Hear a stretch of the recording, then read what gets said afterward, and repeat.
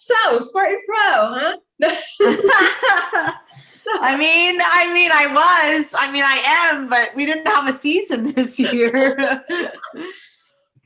But yeah, as of now, I still am. How did that come about? How did that come into fruition? Oh my gosh. So, I have always been really into and attracted to just things that are athletically challenging. You know, when I was young, I was always into sports. I was always getting up early. I was always really dedicated to anything physical and challenging, and that's definitely I feel like I was born that way. Right. But being in my mid 30s, so I'm 40 now. I've been racing Spartan for 3 years. So being in my late 30s, you can't really bring it out on the soccer field. I mean, you can, but it's limited. You can enter races and run, but it's not really, it's not so much of a recognized sport. It is in a certain sense at a certain level, but not in the way that what Spartan has done a beautiful job of is it's created this racing environment and this sport where you can be young, you can be older, and you can feel like you are that old school athlete again. And they've done a phenomenal job of, let's use me for example, this out of shape mom with twins, business owner, a lot on my plate. And then you hear about a Spartan race. So I just heard about a Spartan race, and a lot of people were coming to my gym, my old gym, going, I want to train for Spartan. So I was like, what is this? If I'm gonna train people, I need to do one. How can I possibly train you if I don't personally know what it feels like to be in the mud, climbing a rope, jumping a wall? And again, I live for that stuff. So I'm like, challenge accepted. Like, I will enter this race. So I put on like my camel pack, and I get my gear together, and I enter my first Spartan race. And it's like raining, and I'm overly dressed. It was in Temecula. It was November of 2018 maybe. And I'm like, just racing my heart out, not knowing anything about it. And I did really well. I don't know. I looked at my stats, and I was like, I did really well. So I kind of said, well, I wonder if I can compete. So next time I'm going to sign up for elite. Like, let's just see. I did okay. Let's just see. And and again, somebody that lives for this stuff. Like, if it's a challenge, like, I'm in. I don't love to live in comfort. I really like to be uncomfortable, because I like the feeling at the end. I don't love it in it, but I love how it feels to come out of an uncomfortable, live for the life. Right. To be challenged and to come out of that challenge. I live for those moments. Again, the challenge is brutal, but when you're done, that feeling to me is life. So I signed up for elite, and I started to place. And within 6 months, I got a call from the Spartan Pro team manager, Robert Coble, and he said, it was the craziest call. He's like, hey, you're on my radar. You're doing pretty well at Spartan. And I was like, what is happening? Like, who's this guy? At this time, like, I didn't really know what that meant, but I knew it felt like I was, I imagine it feels like what a high school student feels like when they get a call from like a college recruit. So being in my late 30s and getting a call like that was super exciting. And again, I really honor that Spartan does a very incredible job of offering this sport to just everybody. Right. So, I kind of went back to people I knew and people that had been racing Spartan from the beginning. And I said, this is what happened. They said, oh my God, Timmie, he's in charge of pro team, of the professional team. He's probably watching you to put you on pro team. And I was like, come on, pro team, like, I'm 36 and done a few races, but anyway, I was excited about it, and I started to take it really seriously. And I started to really, watch my stats and really train, and got a coach, and you know, felt like I was that athlete again in high school. Like I was trying to make varsity, and I was like, I will make this team. And I obviously did what it took. And it was 3 years ago, I got kind of like, I always say I made JV. They gave me a jersey, they gave me a number, and I was basically like being watched. So I wasn't technically on the pro team, but I got some like extra, you know, I got a free registration for the year, and I got some perks. Yeah. So that was exciting. And then 2 years ago, I got the official letter, you know, and the contract, you know, we are inviting you to be a part of the Spartan Pro team.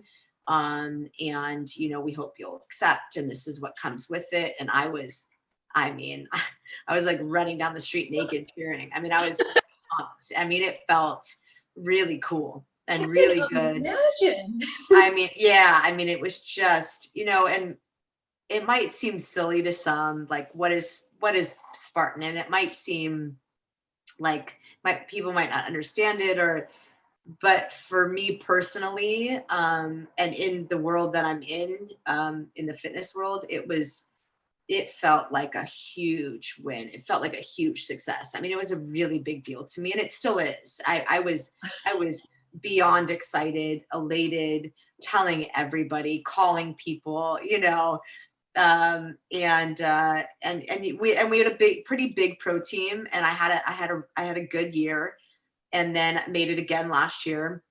Right. 2018, when last year, 2019, when they downsized the pro team. And so a lot of us were like, are we going to make it? Are we going to make it? And I was really thankful to make it again, and felt just as excited as the first time. And then unfortunately, we haven't had a season. So a lot of us have been trying to just be as involved as we can, because I would argue to say that anybody that's on the Spartan Pro team really loves being a part of the pro team and a part of Spartan. So yeah, it was as simple as that. It really happened kind of that organically. That was fast. Like I didn't expect that story. I was expecting this long drawn out, like how you trained for years and years and years, and you were doing Spartan races since 2000 and whenever. But I'm like, yeah, that was really fast. Your second race, you did an elite race, like. Yeah, because like I said, I mean, you know, I love a challenge, and when my friends that knew obstacle course racing really well, when they're like, Timmie, you had like a camel pack on and like sweatpants on, and you did really well, like you should really try to race elite and just see. And for whatever reason, that doesn't scare me. You know, if I came in last, like I come in last. Like I would rather try something than not try it. The scarier part to me would be saying no and never knowing. Yeah. You know, so for me, I really like to kind of leap and know that the net will appear. And that's kind of like a quote I live by. And so I was like, yeah, race elite. Okay. Like, who knows what's going to happen, but who cares? I love it. You know, like if you do great, you do great. If you don't, like, it's what does it matter? I'm going to get something out of it. But if I don't do it, I'm going to get nothing out of it. So, so I just went for it. And thankfully, you know, I did really well. And so I kept racing elite, and my numbers were good enough for him to start looking at me, which I didn't even know what that meant, but it felt really cool to get that call, you know, and now we're here. Epic. I have to ask, what sports did you play, or what did you do athletically before Spartan to be in the condition to go like straight into being a pro? Right. So I grew up from a very young age. I grew up playing soccer, and I was center midfield, and I played soccer from the age of 4 all the way till college as a center midfielder. And if you play soccer, that is the position that runs everywhere. So you're nonstop running. And so because of that, I played cross country when I was younger, and I was on the track team. And so I very much have a running background from a very young age. And I even see it in my son now. There's like this thing I love about running. I just love it.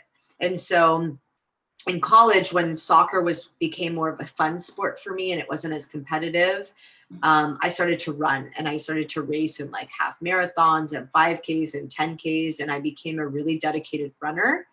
And so that absolutely gave me a strong foundation for obstacle course racing, because so much of it is running. I already had that within my history of being an athlete from like a young age at that point. I mean, I had 30 something years under my belt at that point. So, so then it was just learning how to get stronger and obstacles. And I have a fear of heights. So for me, it was also overcoming that fear to be able to race. So, you know, I had this like foundation of running, and then it was just fine tuning and learning the obstacle portion of racing, and also how to be competitive again. It had been a long time since I'd been competitive. And so you can really learn. That's a good point. I live for competition. Boy, you came from a strong running background, and then obstacles you had to work on. Was there any obstacle that you were just, you know, not that great at first, or had to work on a little extra? The dunk wall. And I'm still not good at it. It takes me 10 minutes to get through the dunk wall. Why? Yeah, my biggest obstacle is the cold. So hands down to this very day, my worst performing race is Tahoe. Cold makes me really uncomfortable, and I really dislike it more than being on top of an A-frame or climbing up a rope that's really high. I would rather be hot and on top of that rope than cold in that dunk wall. There is some thing that just I can't handle about being that cold. So putting my face under cold water, it just takes me a minute. So honestly, that's probably one of the hardest. Other than that, I would say mastering the spear throw changed my performance tremendously. I was winning races because I was mastering the spear throw, and when I couldn't hit a spear to save my life, I was losing podiums left and right. Yeah. So that was probably the biggest game changer for me, was really learning how to master the spear throw. And what it means to master the spear throw, in my opinion, is what it means to like calm your nervous system when you're in a race, which to me is the biggest obstacle. Yeah. More than a wall or rope, it's how do I come up to something, calm down, breathe, like get in that zone and not think about anybody else or anything else, or whether it's cold or I'm shaking or I'm tired, and simply hit a target. It was probably the hardest thing to really wrap my head around in Spartan. So how do you like master it? Like, is there a technique? So I have a really phenomenal coach. His name is Coach V, coaches at Hybrid. His name is Aaron Volkoff. And he is also an out-of-the-box thinker, thankfully. Mm-hmm. And again, we both honor that we think outside of the box. And so he said to me, until you can calm down your nervous system, you will continue to give up places to other people. You will continue to lose races. He's very honest. And he's like, if you want to win races, if you want to have your stats be better, you have to learn how to calm down your stress and how to like be in the game and focus. And so he did these workouts with me, and he said, you're going to hate them. And he kind of prepared me. And what he would do is I would come up to like the spear. So he'd make me go run. Right. Mm-hmm. And we both believe that if you're not going to train for the environment, how are you going to do once you're in it? So like people say to me, like, where do you train when it's raining? Well, I train in the rain, because if we don't know how to train in the rain, what happens when it rains? You know, and he feels the same way. So he would make me go run, and then I'd come back to the spear. And for example, he'd put like both my hands in a bucket of ice water, and he would say, okay, stay. Okay, pull them out, throw the spear again, throw the spear again, throw the spear. Okay, go run. And then I'd come back and he'd say, okay, take off your shoes, put your feet in the ice water, throw the spear, okay, go run, come back. And so what he was doing is he was ultimately training my nervous system. He wasn't training my spear throw. He wasn't training my running. Uh-huh. He was training the fact that every time I came back from this run tired and he was throwing something at me, I had to perform. And by the end, he was dumping like cold water on my head. And I was nailing spear after I couldn't miss the spear because it didn't faze me anymore. Wow. Nothing he was doing was phasing me. I was like, oh, spear, oh, spear, oh, spear. Oh, you want to put my foot, you want to pour cold water? Okay, spear. And so it really taught me that if you can just breathe, calm down, control your nervous system, you can perform like the athlete you are. Right. If you let those things get in your way, wind, rain, whatever excuse you want to let come in, you will not perform to your ability. It is as easy as that. So you either let the shit in, or you just decide that no matter what comes your way, you're going to stay focused and you're going to get through it because you're training your mind and your body to do that. It was a game changer for me. Game changer. And the only way I would have known to do that is to have a coach. And I think that's where people underestimate what it is to have a mentor or a coach or somebody that simply just tells you what to do.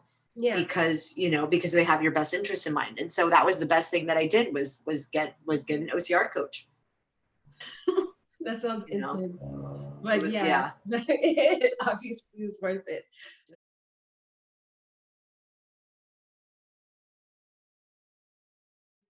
So before we close, I wanted to ask, what is coming up in the future for you and hybrid? Oh my gosh, so much, Lonnie. That is literally what I'm spending all my time doing, especially not racing this season. I'm really putting my time into the growth of hybrid. Mm-hmm. And what that means is, number one, growing the current space. So we are adding classes almost by the week because of how much we're growing, making sure that we don't have to turn people away. At first I was like, gosh, we're going to be maxed out soon. And then we got creative. So we're adding a new strength program coming up.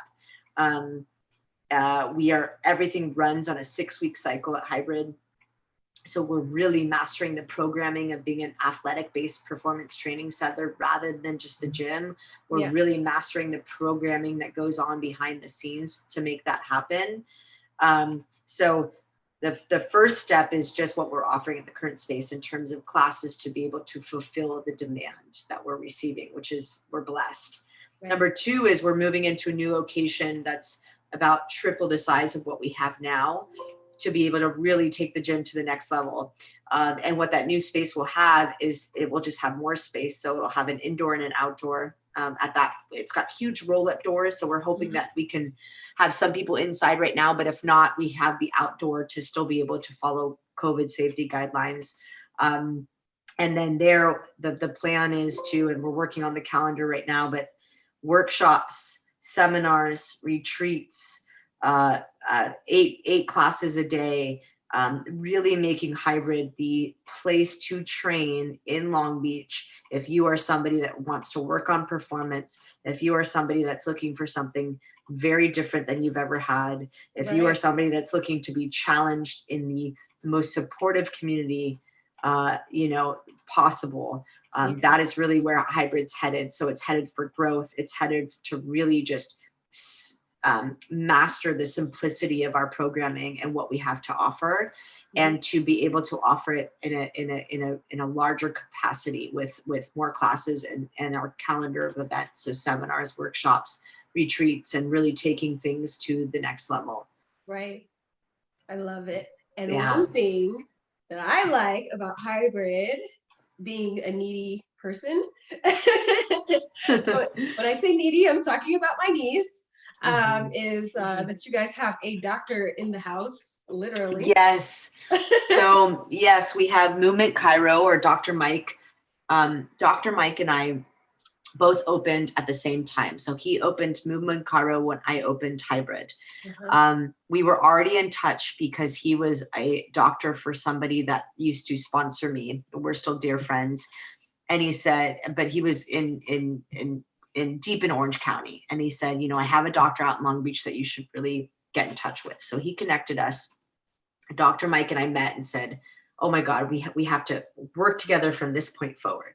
It was just like stars aligned. We just both knew. And we said, we're going to have a space that is movement chiropractic and hybrid house gym in one spot. And our philosophy and our feeling was, if you can offer an amazing performance center here, and then a doctor over here that can really teach people how to move better and can take care of the athletes on a day-to-day basis because he knows them personally and he knows the program because he attends hybrid.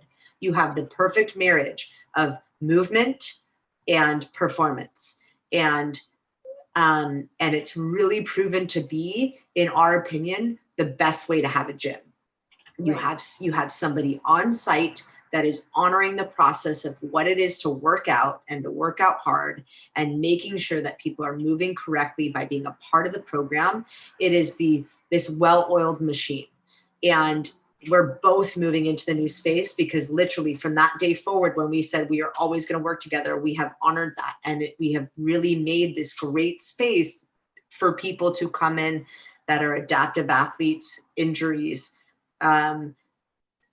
just moving better, making sure that when we're pushing them in the right way, that we're getting cues from Dr. Mike of how to really perfect form. Not only that, if somebody in the program allows him to provide their information, he's able to even take it further and tell the coaches, hey, you can do this, this, and this with this client, and I would avoid this, this, and this. So now you're bringing a personal feel to a group training environment.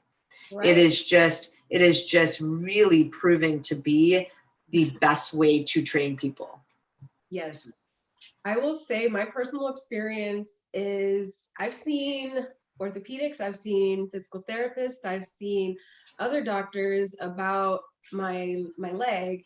I saw him one time and I've seen him more than once, but the first time of me seeing him and him just testing my movements, and he pointed out something that I do or my leg does on a regular basis when I'm like squatting or landing and stuff like that. And I went back and I looked at all of my videos, and every time I dismounted off of different obstacles, I did the same thing. Wow. And so if I would have had something like that when I was training before a race or anything, but I would have probably prevented myself from the injury I sustained. Exactly. And that wowed me. Exactly, Lonnie. And that your personal experience is exactly what we're trying to do. Prevent injury. Start with what is the athlete doing? Maybe what is the improper movement pattern? How can we get ahead of it so this person doesn't have to go through it?